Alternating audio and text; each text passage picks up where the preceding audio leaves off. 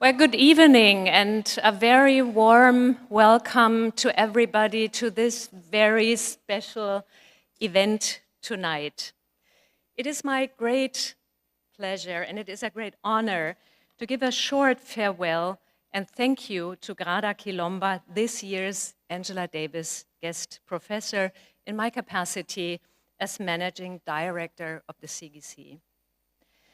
After only 2 weeks that were in many respects very moving, exciting, and inspiring, your stay, Grada, unfortunately already ends with this last lecture performance and/or artist conversation. Thank you so much for letting us experience your art, for sharing the processes of building your work on coloniality, for giving the opportunity to take part in performances and to relate and connect. And last but not least, thank you so much for sharing own biographic experiences of being a first-generation student, a first-generation researcher, and being the only Black student and researcher in a white university.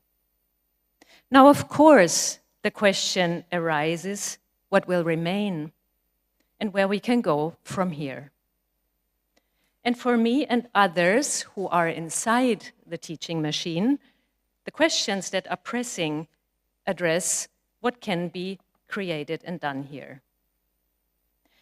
When we talked for the very first time, Grada, you said to me that working in the university means feeding the machine. That is something that very much stuck to my mind. And I guess that during the last 2 weeks, it became clearer for me and others what you meant. You did not become tired to talk about the rigid structures and orders of domination in the university that exclude many people, especially Black people, and that they haven't changed for a long time. These structures still remind us of those that Patricia Hill Collins described in the 80s as Eurocentric, masculinist knowledge validation process.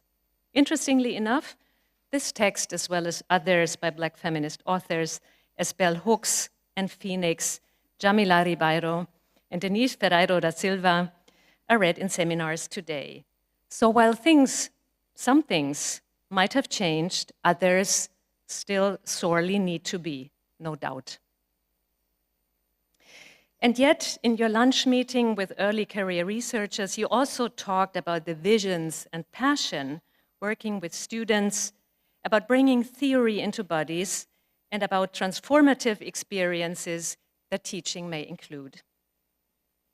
These aspects show one of the most rewarding sides of work within the teaching machine, relating to students, listening to them, learning with and from them, and maybe even enabling connection and transformation.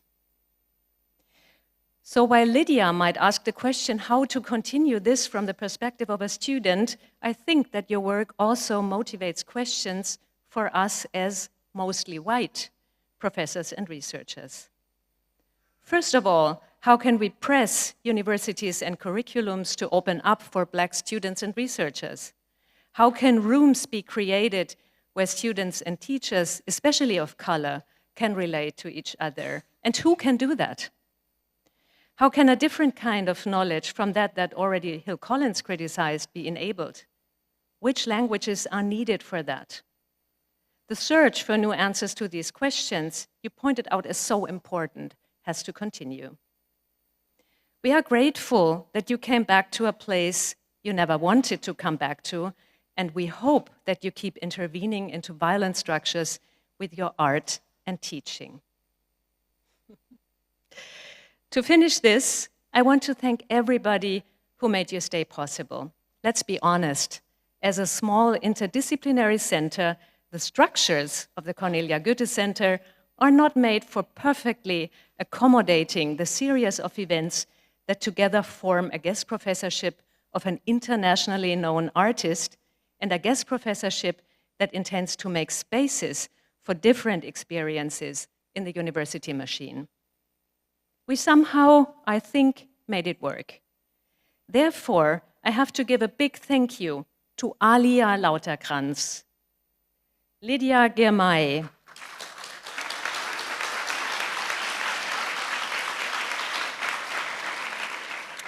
Johanna Leinius,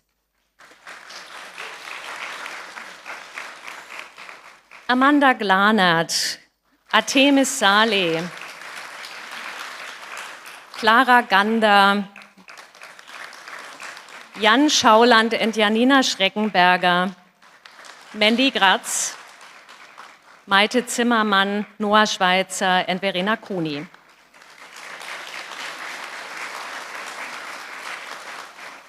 I also want to thank the team of Contrast, Alexandra Rick, and the team of the Goethe Event Service, the service people of the media technology, the caterers, and very crucially, those who helped us with the funds that made it possible to host Grada's guest professorship. Apart from the ones mentioned already on the first day of your stay, the Association of Friends and Förderer of the Goethe University. And we thank those who in many cases took up the care work at home to make our presence here possible. Let's appreciate them with a round of applause.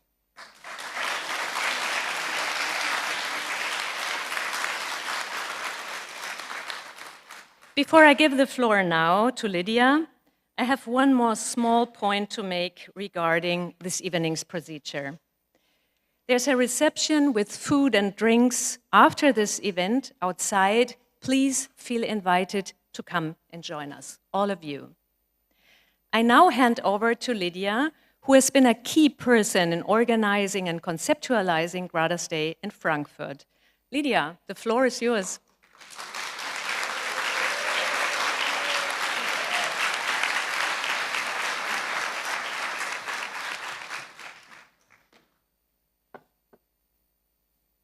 Vielen Dank, Bettina Kleiner. Bettina hat es gerade schon gesagt, ich spreche zum einen heute zu euch im Namen vom Cornelia Goethe Zentrum als studentische Hilfskraft, die mit Aaliyah zusammen diese Gastprofessur mitorganisiert hat, aber auch als Studentin. Zum einen freut es mich sehr, einige Gesichter zu sehen, die ich in den letzten 2 Wochen in den Seminaren und in den Vorlesungen von Professorin Dr. Grada Kilomba besucht habe, regelmäßig gesehen habt. Es sind neue und bekannte Gesichter dabei gewesen. Personen aus verschiedenen Studiengängen, ehemalige Studierende, aber auch Personen, die nicht an der Universität eingeschrieben sind. Und es sind sogar auch Personen extra aus dem Ausland eingereist. Besonders zu euch möchte ich heute sprechen. Mit einer Gastprofessur, die den Namen Angela-Davis trägt, geht für mich als Studierende eine Verantwortung einher. Angela Davis ist eine schwarze feministische Aktivistin. Sie war organisiert bei der Black Panther Party for Self-Defense. Die Black Panther Party war eine sozialistische, revolutionäre, militante und internationalistische Bewegung.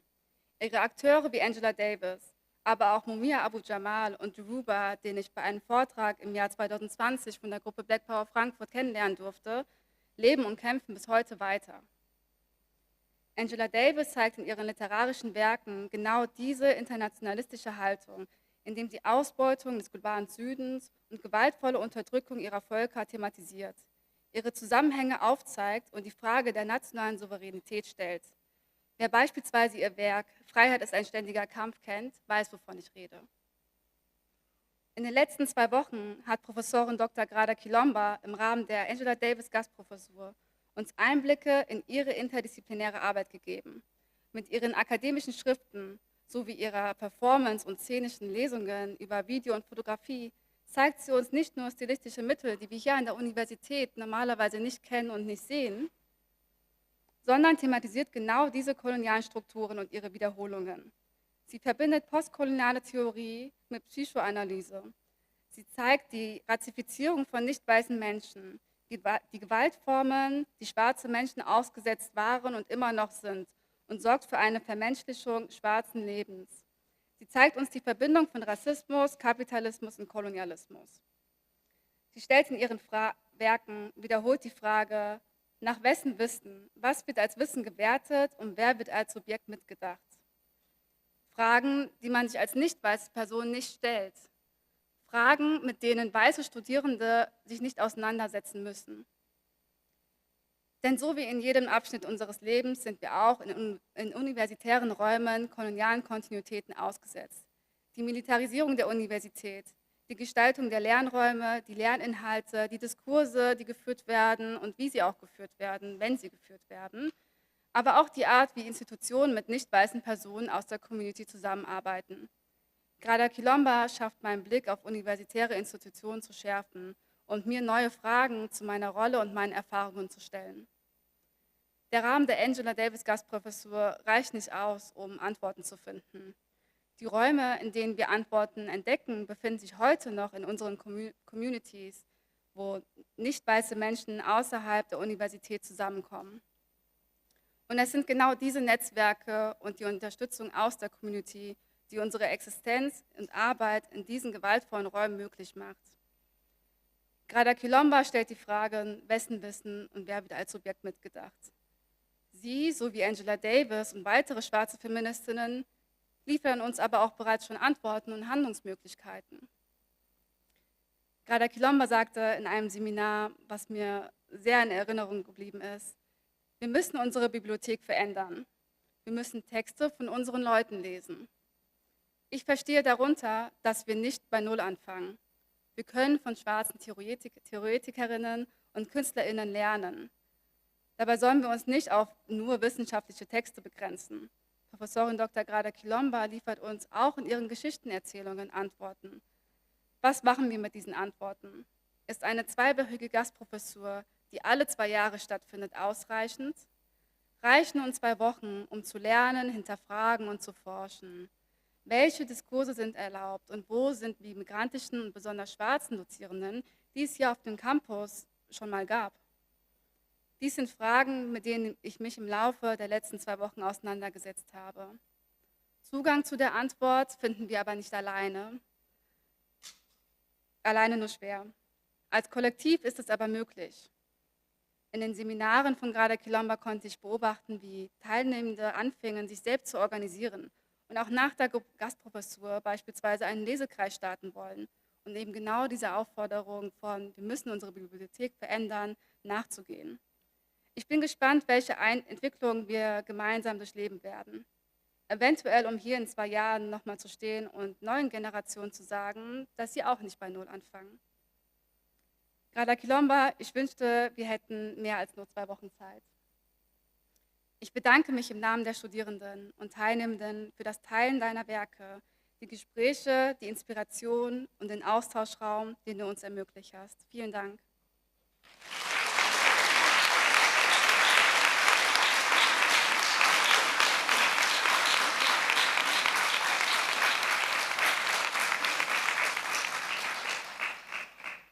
Dann würde ich jetzt auch an euch beide übergeben.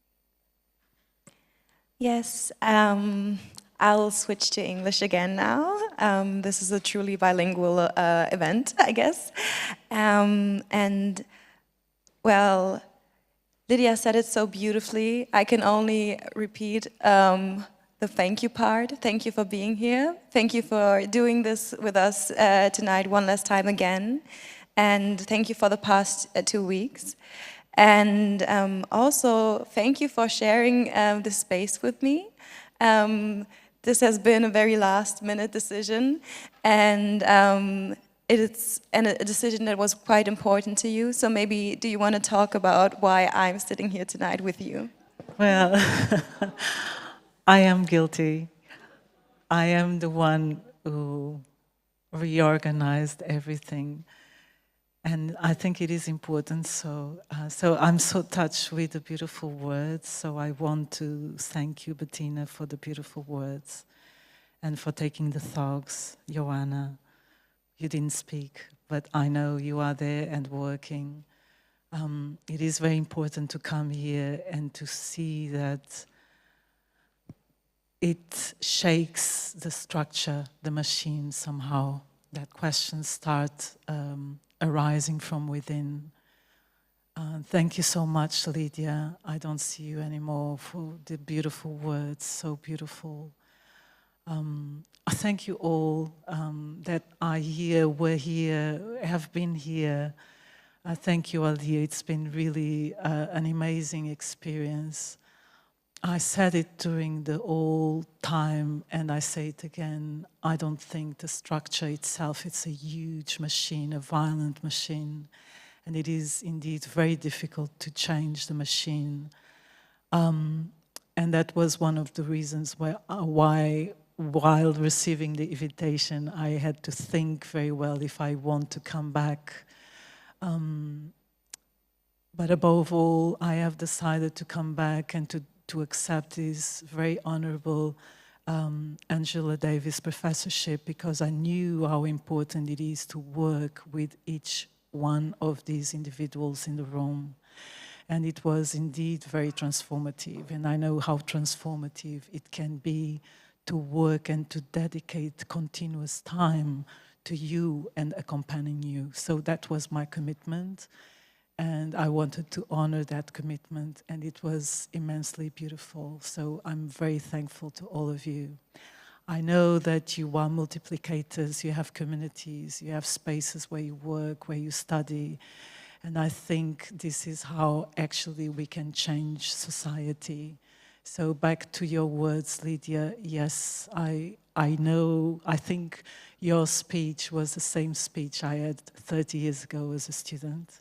So the machine indeed remains often unchangeable, but people change and create alliances and collectivity and communities, and I think that was for me the most important, to come here and to work with you, to show the power and the presence that you have to transform and to be transformed. So I thank you all very much for these beautiful, intense days. And then I am guilty because I asked Aaliyah to come back to stage. And that has a lot to do with what we are talking about, power structures and how to dismantle power structures. And we started the opening lecture with me, myself alone on stage with a microphone and with the cameras. And I think it's quite beautiful to end the closing lecture with a dialogue, and with a dialogue between two generations. And Aaliyah just did such a beautiful conversation this afternoon, and I kept telling her we should just do one closing lecture, not two events. But we did, and it was so beautiful how she entered into my artistic practice and into my world, that I think it would be just an incredible momentum for us to close this professorship in dialogue with two generations of Black women on stage in conversation.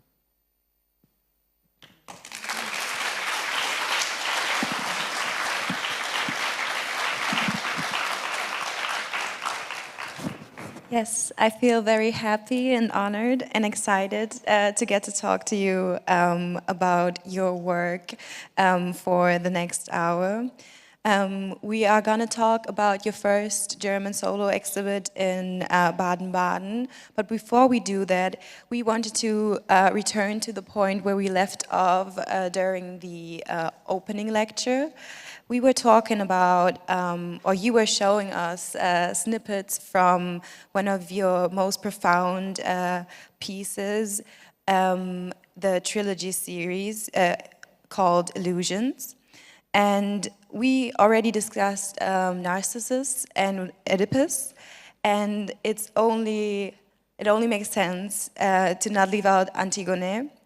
All of the 3 pieces of the series are dual-channel video installations that have toured the world, and the trilogy is concerned with the ancient tragedies of Greece, and what you're trying to do is manifest them and show them as tales of universal tragedy.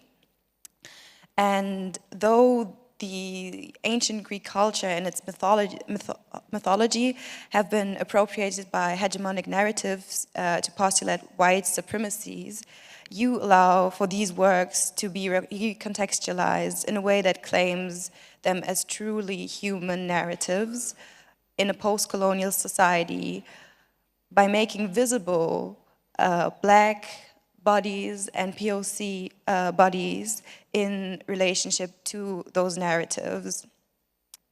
You do so by combining the ancient Greek text with your own critical writing and staging it as a combination of performance, theater, choreography, and music.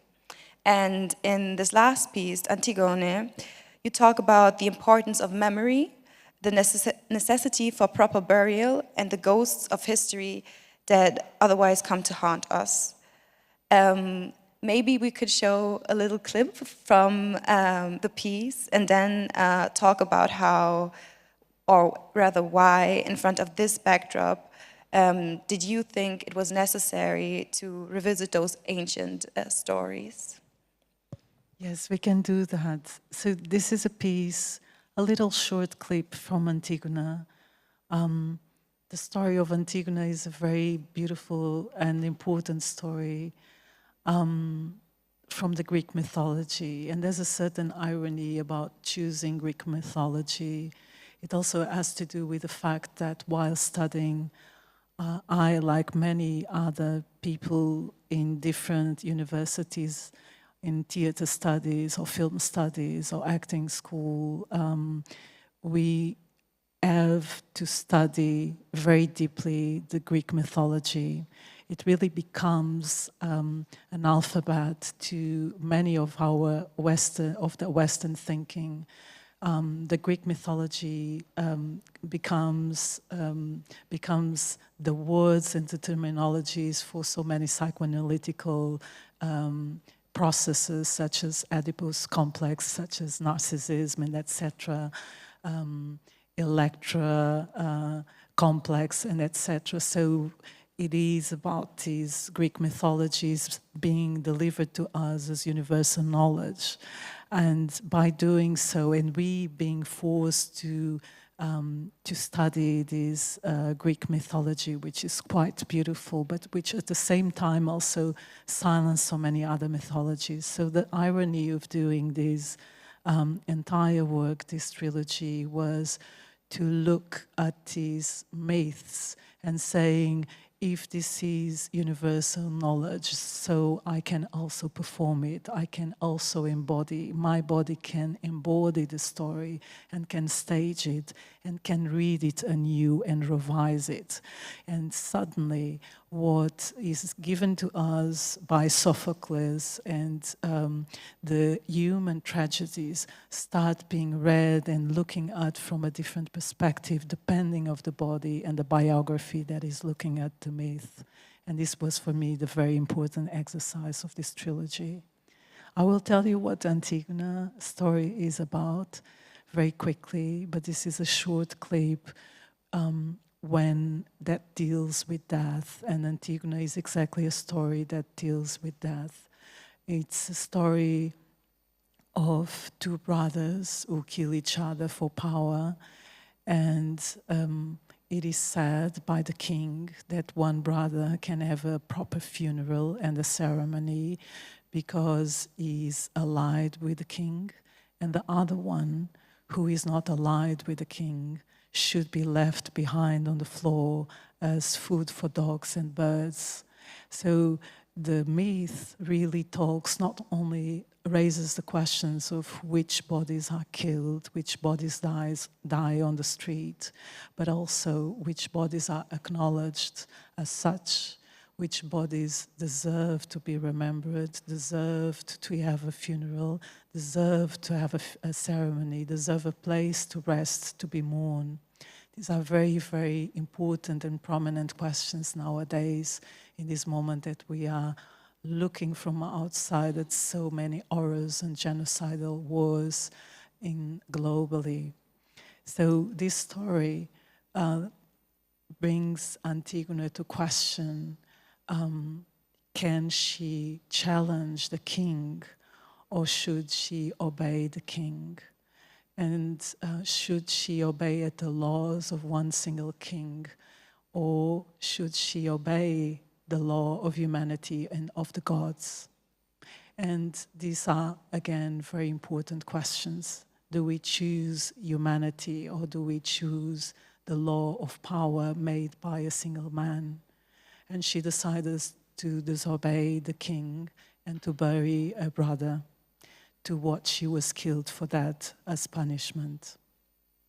So this is a short clip that shows one part of the story, and as you can see, then dance, choreography and movement and sculpture, human sculpture, becomes the storytelling of these tragedies.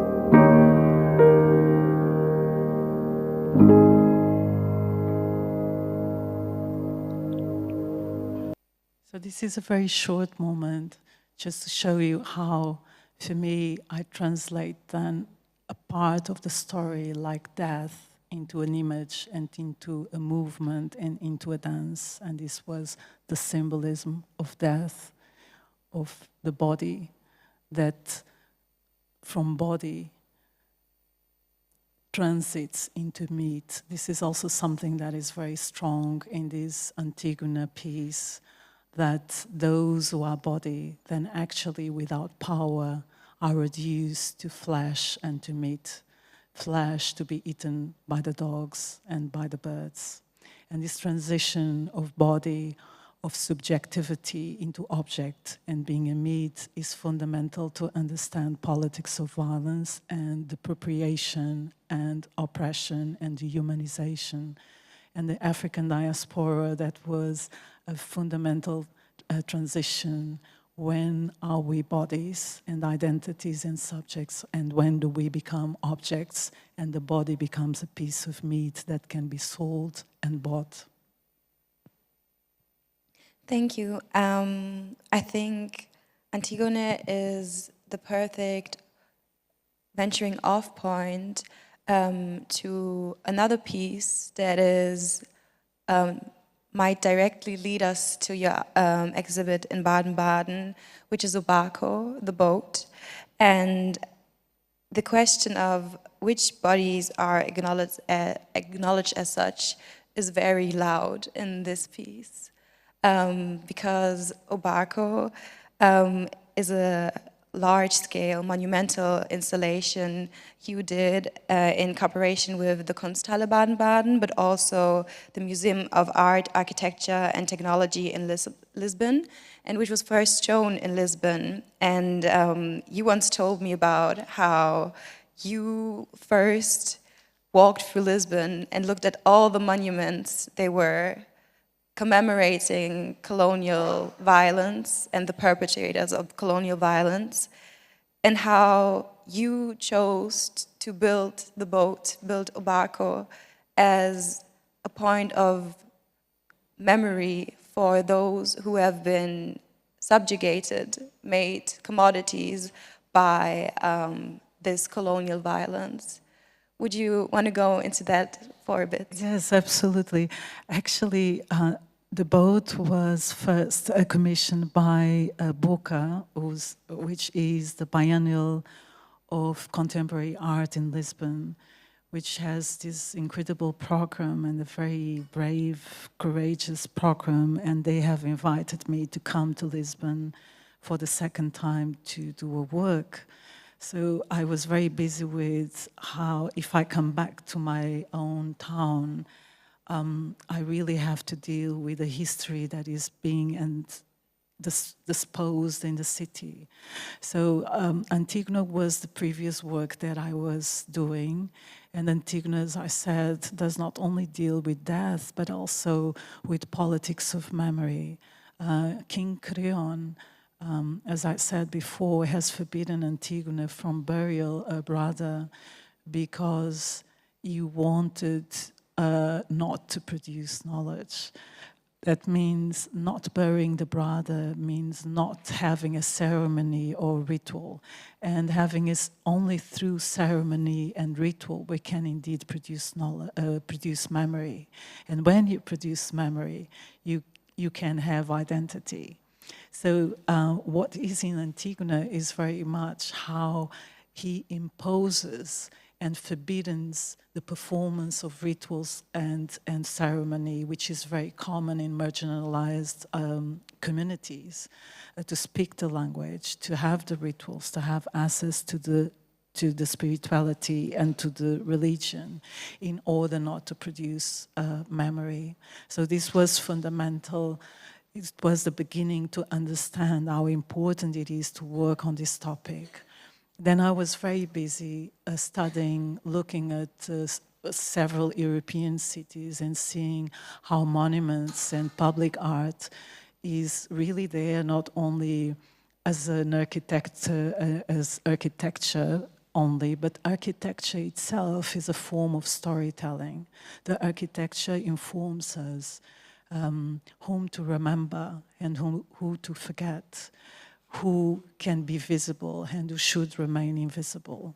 So even if we are surrounded in a city by monuments or architecture that was built 100, 200 or 300 years ago, it's still present in space, and I walk through it and it informs me about story. It informs me who should I remember and who should I not who should I forget, or who I should not know that exists. So I was very busy with this transition from the gallery room, the museum room, into the public space, and how important it is to enter public space and to occupy public space with art, because this is where most of the people move, and this is where they get informed about history, about whom to remember. And this is where questions can be raised. So I have then developed this work, which is a 32 meters long boat that is displayed along the river next to Lisbon, and then later on went to London, is now in Brazil, in Inhotim, to be seen for the next 2 years. So the boat has indeed traveled from country to country, from museum to museum, and from continent to continent. And it brings exactly, it really confirms these questions of Antigone in a very specific period of time. It brings the story of the transatlantic slave trade. So I'm going to show you some images so you can follow my thoughts.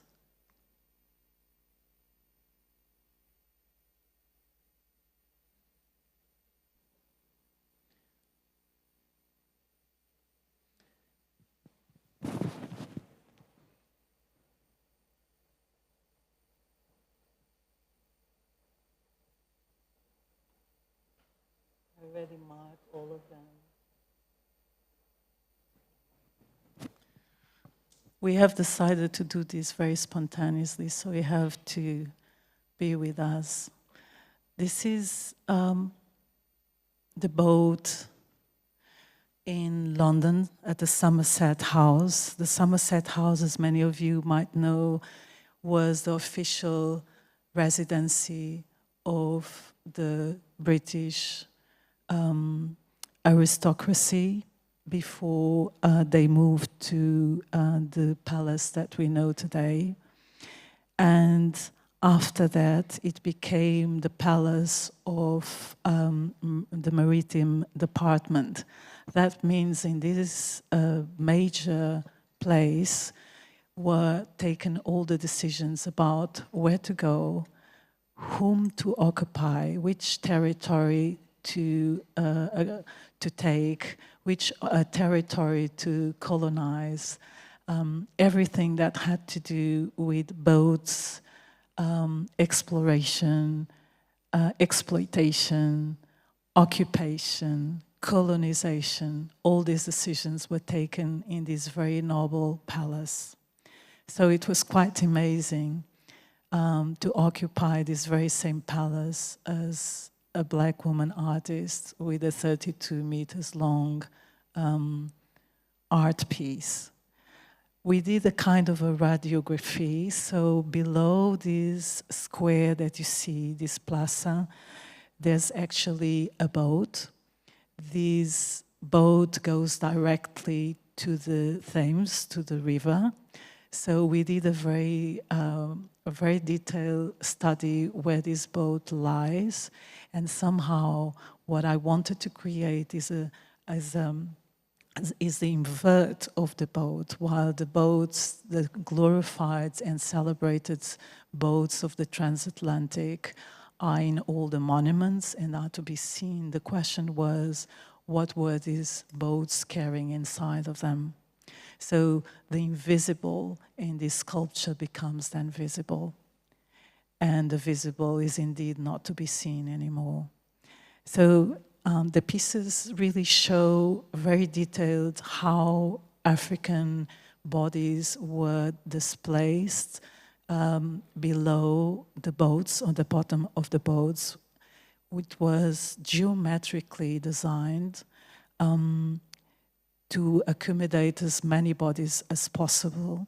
There's also not only a geometry in it, but also the size of the pieces that have a very precise size, which is very low, which also shows that during the transatlantic slave trade, not only people were accommodated next to each other, but they had very little space above to breathe.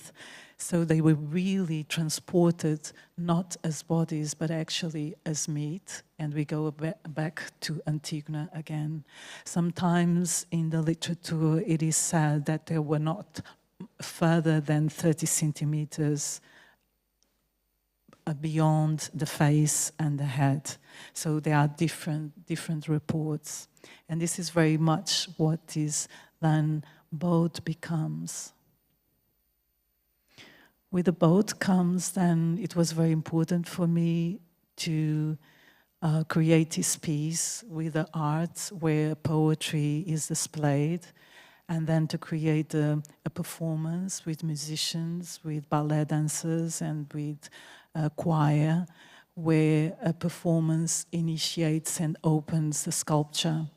I wanted really these bodies to initiate and to inaugurate the sculpture everywhere they go, but also to become the subjects and the storytellers of this sculpture. So these are some of the images of the performance. This is an entire ensemble from Lisbon, the periphery where I grew up. So as I said before, part of the research was really go back home, go to the communities, get to know the people, know who's a tenor, who's a soprano, who's a ballet dancer, who's a percussionist. These are many of these people do it, sing as hobbies, some less, but many of them have very normal jobs. They work at the supermarket, at the bank, etc., at the kindergarten. So it was very beautiful to collect all these different generations and people from different African diasporas to come to tell the story on stage.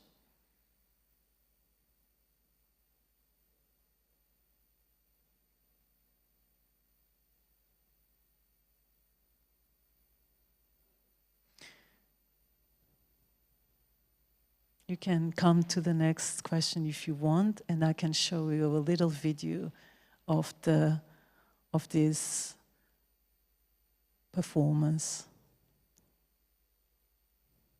It's a short trailer, but give you an idea of how I worked with them.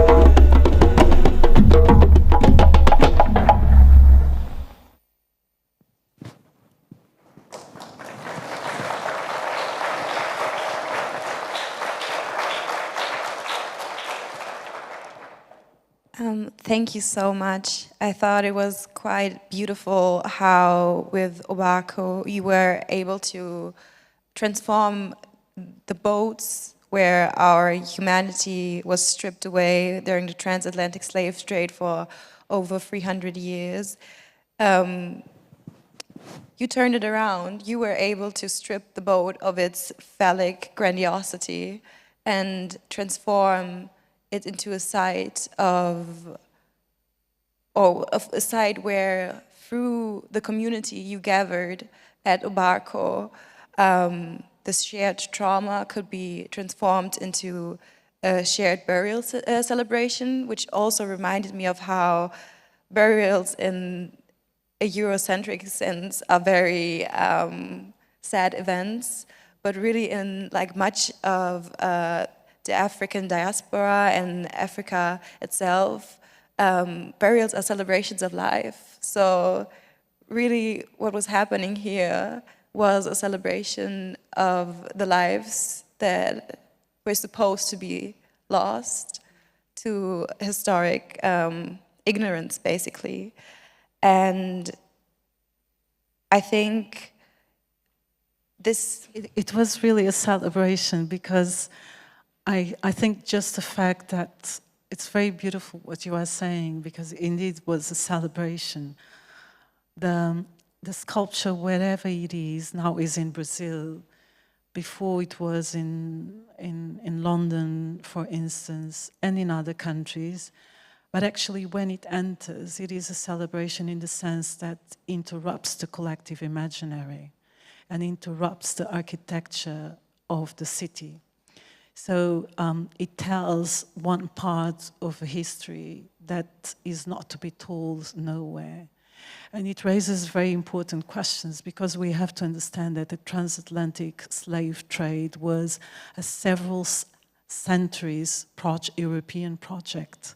And we have to ask ourselves, how come one of the longest projects and one of the most horrendous projects of humanity is not to be seen in the public space? And how come after so many centuries we are not able to give words and image to it? So the sculpture really comes as interrupting our normality and questioning all these monuments. Use the boat as a metaphor of discoveries. We use this very infantile language like discovering a continent, forgetting that a continent with millions of people cannot be discovered. You know, the boats appear as a form of glory, of passion, of exploration, of adventure. And then is the question, depending who looks at his boats and who were at his boats. If I look at them, I have to ask, so, but who were you transporting inside of these glorifying boats? Who were inside? And why were they inside? To create the wealth of So these questions, as soon as we interrupt spaces and as soon as we bring art into spaces, new questions can be created. And I think this is really the magic of doing art. And I think it's very important and very a key concept of your work is you're always so aware of the space you're entering, of the normality you're entering. I remember walking through Baden-Baden with you and you telling me how Baden-Baden really is in all its architecture and all its memorials it hosts, kind of a testament to a colonial project. It's a very provincial town, but it really has this grandiose colonial architecture. And I think it's so interesting. I remember telling you Baden-Baden is the climax of white supremacy. Yes. It was all built in the 18th century and something, when the slave trade brought the most perverse wealth and richness to Europe. So it is really important that we walk with presence and conscience through space. Yes, I remember, I will never forget you saying that, because I remember going to Baden-Baden and being like, why does this town need a perspective from a Black woman, a Black international artist? And I remember being there and walking through the streets and feeling a bit of discomfort. I remember thinking it looks like if Germany was in southern France, sort of, but in a way that's very uncomfortable to me as a Black woman. And your answer, or your statement really answered those feelings for me, like how this provincial town in Germany is very interconnected with the colonial project, and why this exhibit was, yes, very important in a town like Baden-Baden. And that's quite beautiful, because I would add two other things. First, Kunsthalle Baden-Baden might be one of the most interesting museums at the moment in Germany, and not accidentally, it's one of the few, if not the only one, that has two Turkish-German directors, LGBTQ, on the front of the museum. So they really do a radical new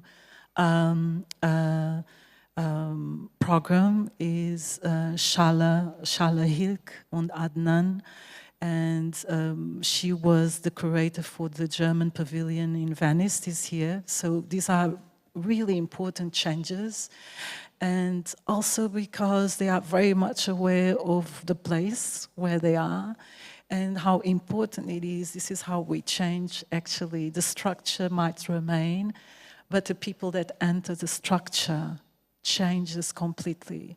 And when I went to Baden-Baden, one of the researches I did, and that links us again to the boat, I did not know really why I was invited to go to Baden-Baden and why showing the work there, because it's so far away and it's not my audience. But they have the money to do this kind of exhibitions, which is very important, so they pay back. But while I was there, I had this very beautiful walk on the Black Forest and start researching on it. And everything has really a reason. And while I start researching about the Black Forest, I have come to realize, doing my research, that the Black Forest was the first provider of wood to create and to produce the transatlantic slave trade boats. So suddenly I was back to the beginning of history. The Black Forest was the main provider of wood to Portugal, Spain, Italy, and France. And the wood that was cut, because this wood does not exist in the south of Europe, only in the Black Forest, you can still see the wounds from the transatlantic slave trade, because a tree takes about 200 to 300 years to grow. So when it's cut, it takes a long time and you notice the wound for many generations to come. So that was the one of the research I started doing after coming to Kunsthalle Baden-Baden, and then suddenly everything made sense.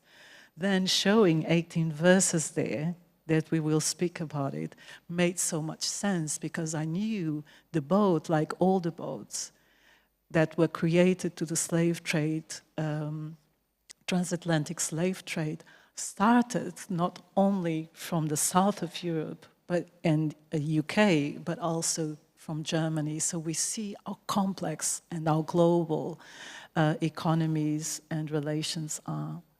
Now the boat is in Inhotim, which is in Minas Gerais, in Belo Horizonte, on the other side of the Atlantic in Brazil.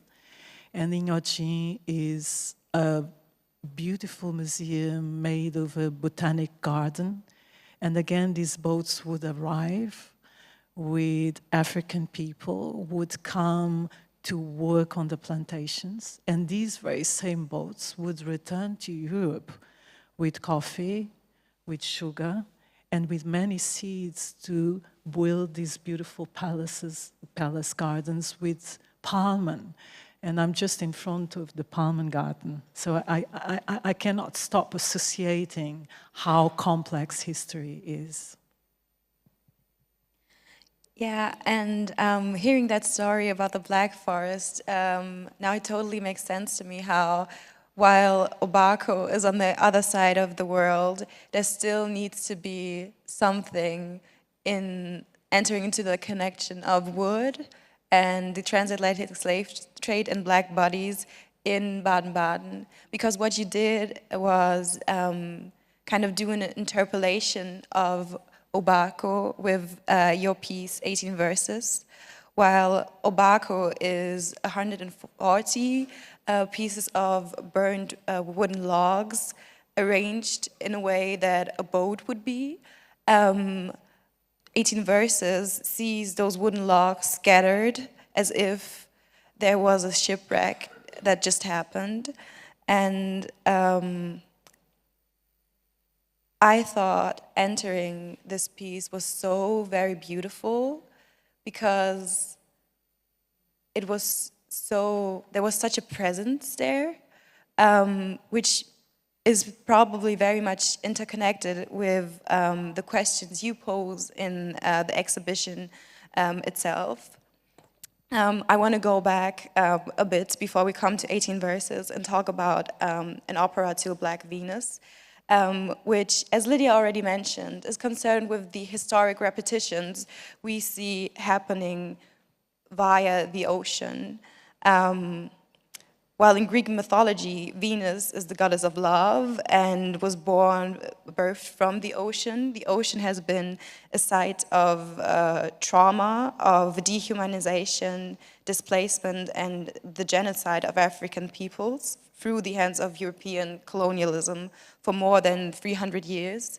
You also talked about how in current days, the Mediterranean Sea stands as the vessel for the systematic dehumanization, criminalization, and murder of Black and brown people seeking refuge in Europe. So really what you were concerned with in this exhibit was posing the question we see on screen right now: what would the bottom of the ocean tell us tomorrow if emptied of water today? And 18 Verses, this shipwreck of burned wooden logs, is so impactful because yes, there would be wrecked ships, there would be wreckages of this colonial symbol there, but really there would also be Black bodies. And it was so impactful to me standing there, listening to the sounds of the installation and seeing this wood scattered, because I really felt as if the wood had a human presence, and if there was this entity singing to me almost. Would you maybe want to go into the process of how, in your artistic practice, you turned these wooden logs through the process of burning into something else? Because I feel like fire is a very important keyword here, because fire can be such a violent process, but it can also be a process of cleansing and healing. There's these two elements of the water and the fire in this work very present, and maybe we can see a short video of how the making of this wood. I started first to do a lot of experiments with materials. I started first with clay because I think clay as earth is so symbolic, until we came into wood indeed. And when doing the wood, the burn of the wood was very special because when you have the wood in front of you, it really very much looks the same, as I said previously. But when you start burning the wood starts revealing its own skin. and it reveals a unique fingerprint. And when you have 145 or 46 pieces of wood, all of them, precisely all of them, look different. And they remind us that actually they have an identity just like us. So it became a very metaphorical materiality to look at this form of violence through the boats. So the fire allowed that. And another element that is there is that I wanted to really, I'm really interested in the work, not only to work with the concept of repetition, but also with the concept of timelessness.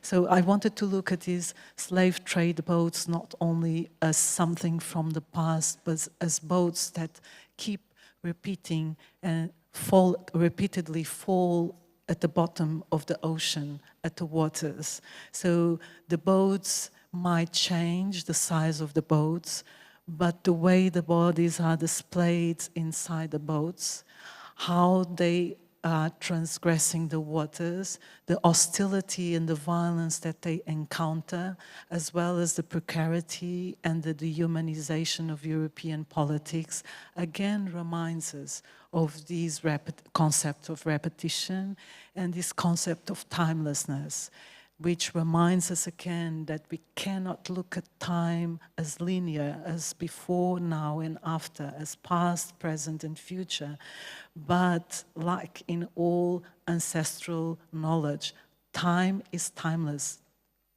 It coincides, the present, the past and the future. So we are always working in between definitions of time, beyond the linear definition of time. So maybe I show you one video of the burning. Should we do that? Yes, please. We do it very spontaneously, but I think it works really well.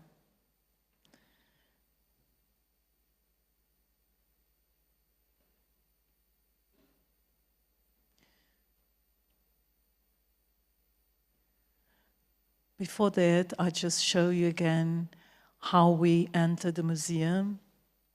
And the first thing I do is to build a long table and put all the books and images that were images to research, and images and words, sentences that were important to build each one of the works that are there. So we see historical paintings, we see historical photographs, drawings from centuries ago, but then also the news, the boats of the past, the boats of the past and the boats of the present, and how they have exactly the same demography, sometimes even the same languages spoken inside. And this is all very important to start building the entire exhibition. So then from here we go to the burning of the pieces.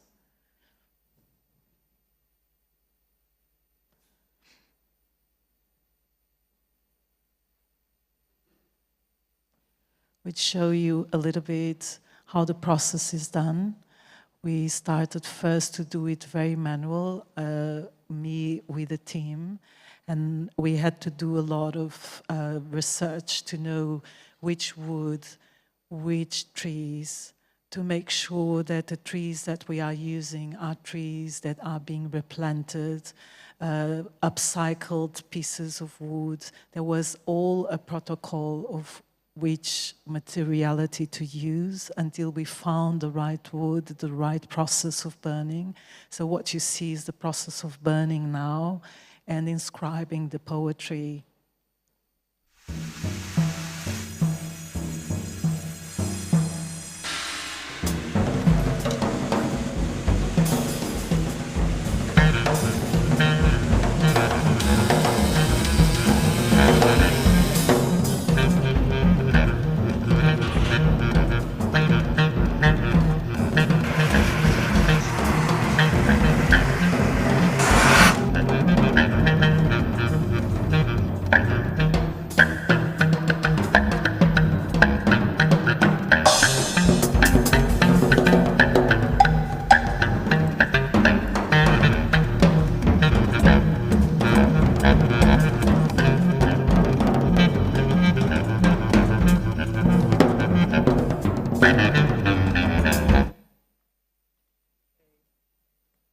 once the work is done, it flies from country to country, from museum to museum.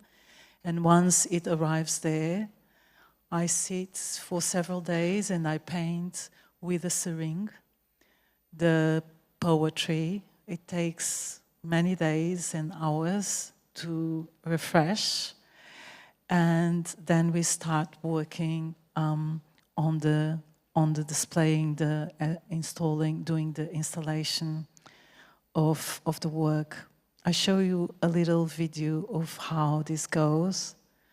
I think this was in London, and it gives you an idea. It was some years ago. It gives you an idea of the labor and the work that is done. You will also see some images on the floor of boats, and in each museum I display the pieces according to how different boats and bodies fell on the waters, on the global waters.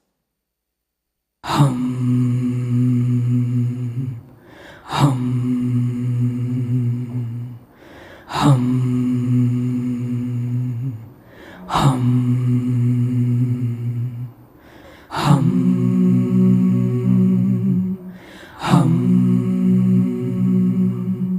hum,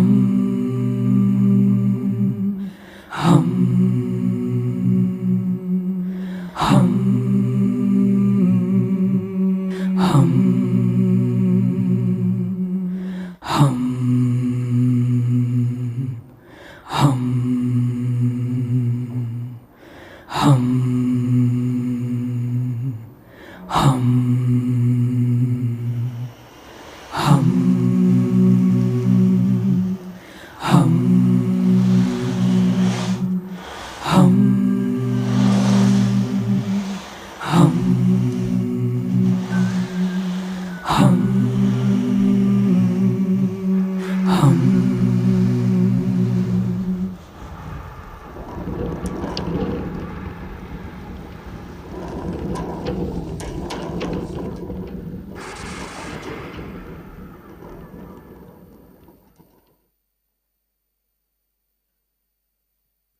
Yeah, I think it's so important to see, like, you're always so involved in the work, like shifting pieces of wood or limestone through the room, and always being very physically involved in the process, but also like, to me that shows how this is also a quite emotional process. Of being there with a piece, and made me wonder if it isn't important to not just the end, the art is not just the end product, but really the process of coming to this end product is also quite artistic, and at times feels very spiritual even. And I was thinking of how fire should destroy wood, but really, in this case, it only transformed it into another state of being. And really, European colonial violence was supposed to break us and destroy us, but really, it only transformed us. And your work, time and again, shows us that this transformation can also be a beautiful one. And I was thinking of, because you're not the traditional artist. You don't have this one medium you stick to. Sometimes it's burning wood, other times it's filming pieces, it's working with glass and neon and so on and so forth. How important is it to you to work with different materials? Is there, for instance, a certain knowledge to be found within each and every material you work with? That's such a beautiful question, because I think indeed there's nothing more beautiful than always find ourselves anew. So I think we do not always have the same question. We might have a topic, but inside this topic there are many, many different questions. and I think each question demands a different answer. So what happens in my practice is very much, with each question, I have to start a long and deep research, as you saw. And in this long and deep research, I start finding materialities that are there, or words that are there, or images, or geometric formats that are there.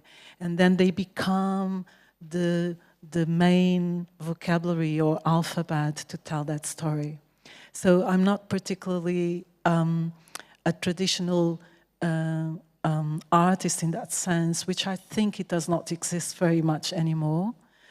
I think as more people and more marginalized bodies come to the center of contemporary art, the materiality and the challenge of what is art and what is to be told and seen inside the gallery space, which story do I want to tell, changes completely. So I feel always a little bit like each work tells me, if I start a research, you create a very intimate relationship with the research, and the work tells you how it wants to be told. You just have to listen very carefully, just like the architecture. You go there and some architecture are terrible. You want to install the work and you cannot because it's competing with the artwork. Other museums are really well designed and they are really there to embrace the work. Others, it's just very difficult to install. So you have to stay there for days and change until you find the universal geometry. It's also something else that I work with and many artists, the universal geometry, that there's an angle and a line that you have to create in order that the human eye can indeed enter the space and understand it immediately and feel connected. So you have to create these angles and this geometry in the room until you find the perfect perspective, so that when you enter, you really feel involved in the artwork. So there's all these different layers of knowledge and disciplines that I find very beautiful to explore in the work. And that makes so much sense, and I think you can really experience how carefully you think of architecture and of an architectural choreography that your exhibitions and your pieces are supposed to engage with, because in the Kunsthalle, or at the Kunsthalle in Baden-Baden, you chose to start the exhibition really inviting people in a way that feels so minimalist yet grandiose, with the way you staged a very new piece solely for the Kunsthalle called The Labyrinth, and how when I saw it, I first started thinking about ancient Greek mythology, the centaur, but also it was quite fitting with the title of an opera to a Black Venus to start with closed curtains. But really, in this case, the curtains aren't really opening. You have to enter the curtains, enter the labyrinth, and make your way through these very daunting, very monumental, yet mesmerizing pieces of fabric. And do you maybe want to go into why you chose to start the exhibition in this way? Absolutely. So, as I said before, because we had this artist talk before, so to those who listened to the second time, but I think it's worth always to recall, when you are doing, when we're doing an exhibition, it really takes more than 1 year to prepare the exhibition. You have to create new works. You have to sometimes send the works that are in collections. You have to make sure that the work is free, which work is free, that can come, I don't know, from Tate Modern Museum to Baden-Baden, or from Castello di Rivoli in Italy to Baden-Baden. So you have to, the gallery has to contact all these different museums where the work is, or create new work. So usually we start designing and creating 1 year before, or even longer. And as we entered this moment where we are now, that we have been speaking about, and so many times, about the horrors of the now, I started being very busy with the violence and the genocidal wars in which we live and we observe actually from the outside, and the silence involved with it. And being an exhibition in Germany, I was quite in conflict with having an exhibition here. I was quite busy with the fact that Germany is a country that exercised 2 genocides in the last century, being the first genocide in Namibia, as you all know, and the second genocide in Germany itself, the Holocaust. And knowing that the very terminology and all the laws around genocidal war were really built and created after the Holocaust, after the Second World War, to prevent that something so horrifying, so genocidal and violent happens again. And here we are, again in the very same place, questioning now what is genocide in a country that has performed 2 genocides. And I was in big conflict with this. So I thought it brings questions that we asked in Antigona, at the boat. Do we follow the law of humanity, or do we follow the law of a king, of a ruler? It brings all these questions: which bodies deserve to be buried and a ceremony, which bodies become simply myth and forgotten, which bodies are recognized as identities, which ones not. All these questions that we started talking about since the beginning. And I thought, if I open this exhibition in Germany, we have to change the exhibition at all, and open with a new installation. And this labyrinth for me is really like, I would not say a homage, but a reflection of the time we are living right now. So I wanted to create this very monumental installation with black textile, knowing that black is a very misunderstood color in the Western imaginary.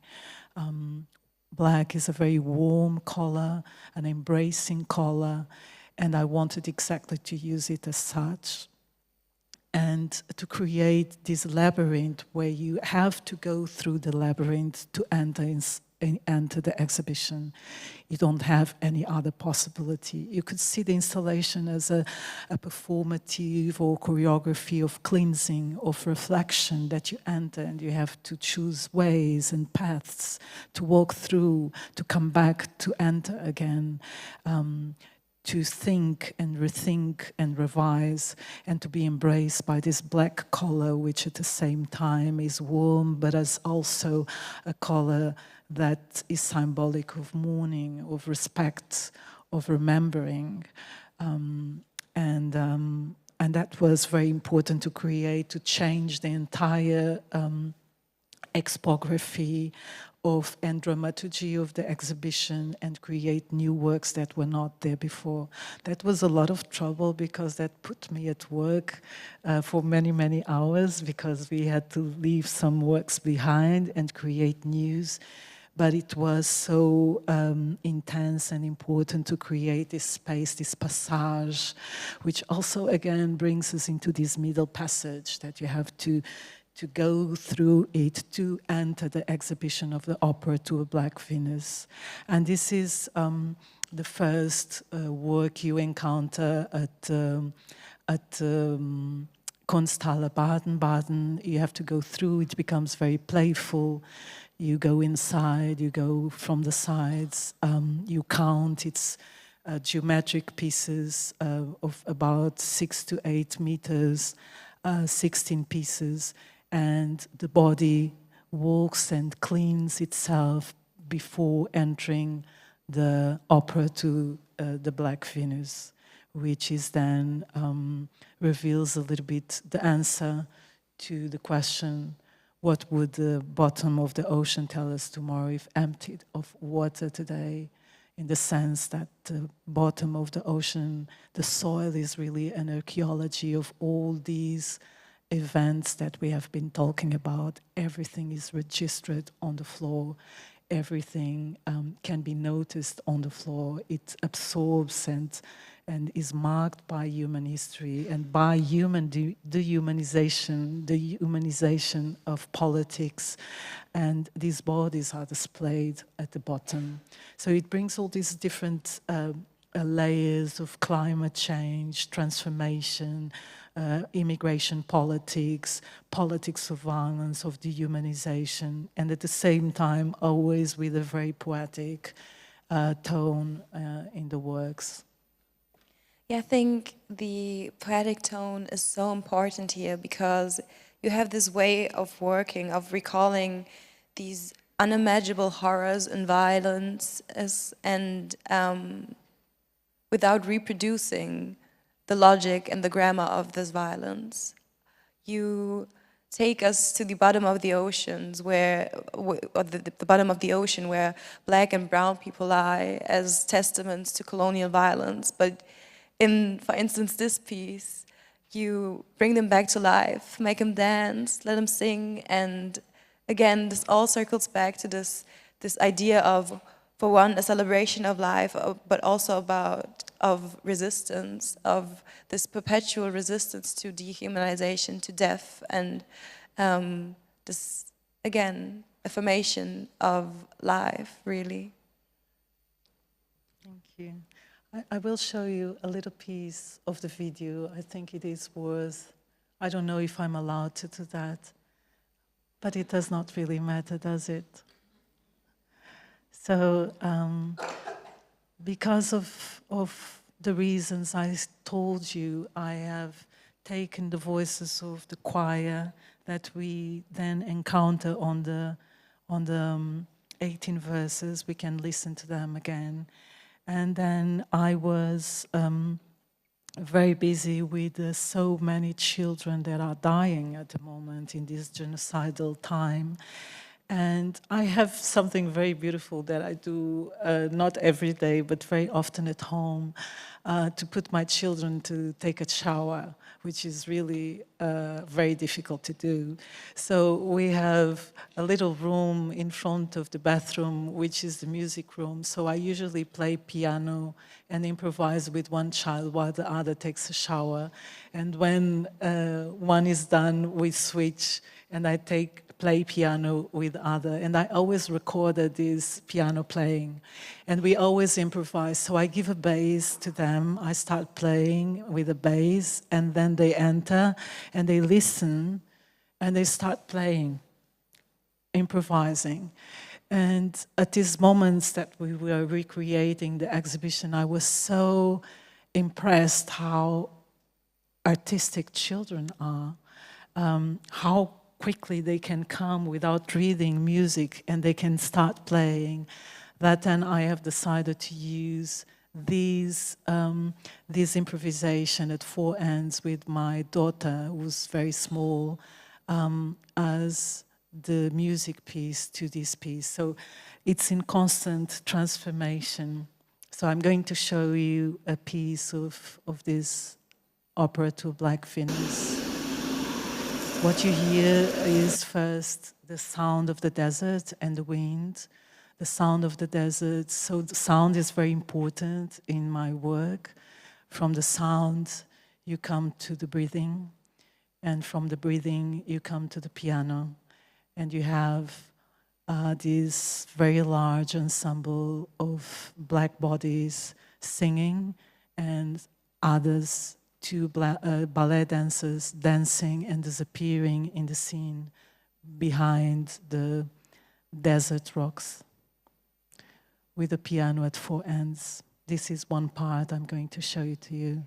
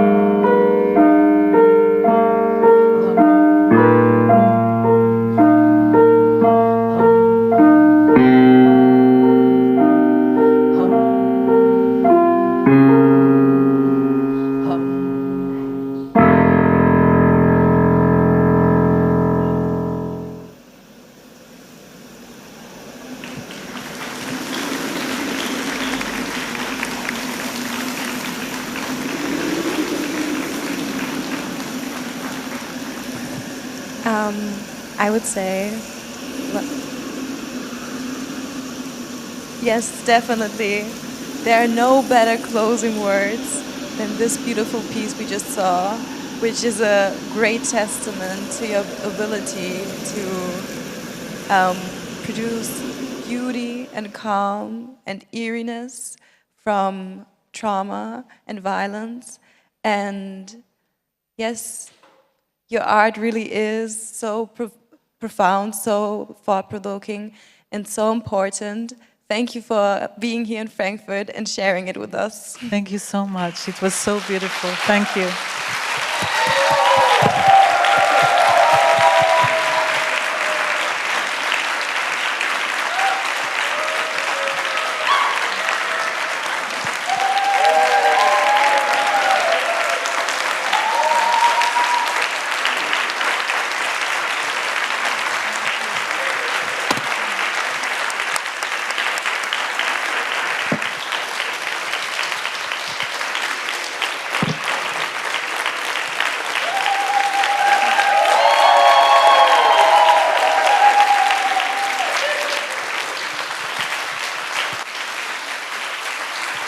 I just want to say I'm very happy to go home tomorrow. I miss my children since 2 weeks, but I really go so in such immensitude. I'm so happy that I've met you all. I'm so happy that I could work with all of you. I'm so happy to have these beautiful conversations, and I'm just so happy. I'm really a happy person for being here. It was absolutely amazing. I think we did so much, and you have archived so much, so don't forget that it's archived, and continue the conversations at Kunsthalle Baden-Baden, here, there, everywhere. Thank you so much.